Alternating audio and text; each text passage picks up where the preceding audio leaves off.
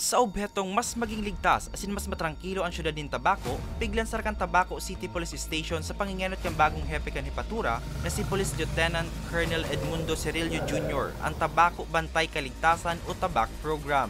Unya na simana ang ikaduwang simana pasana pun kan mag-arangkada ang naunang bitang programa. Sa lindong kaini, mas pinakusog ninda ang pakikisumaro sa komunidad, mas pinaigot man ang checkpoint operations, night patrol asin ocular inspection.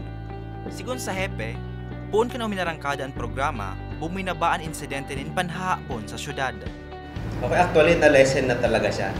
So daily yan, nire-require ko yung ating mga investigators, dalawa, general investigator and traffic investigator, mayroon silang journal, daily journal after ng duty.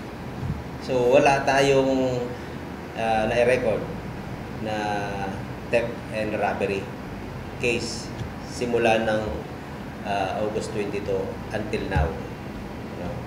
So, yun ang kagandahan doon.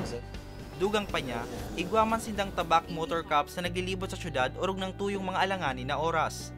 Pigpapautog man kan Tabac Motor Cops ang uplan sita kung sa indakol naman sindang naisyuhan na citation tickets.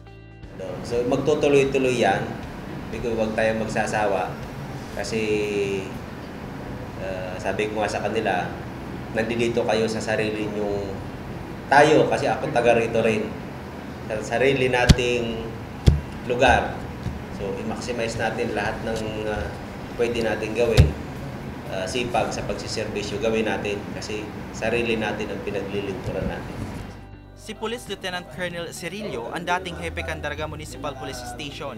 Kasabay kan pagtukaw niya bilang bagong hepe kan Tabaco CPS, pig-implementar niya mandigdi ang enhanced police visibility na inapply niya sa banwaan nin Daraga. Kung sa i-maximize niya mandaa ang sa iyang mga kabuan sa luwas kang Hipatura orog na tuyong rush hours para magtaong akudir sa magmanihar kan trapiko, pasiorden asin masiguro ang kaligtasan kan publiko. Mientras tanto, nakatala naman na bisitahan kan Tabaco CPS ang man iba-ibang lugar sa syudad nga ni maisihan man ang mga isyu sa barangay na posible subot nindang matauan nin kasimbagan.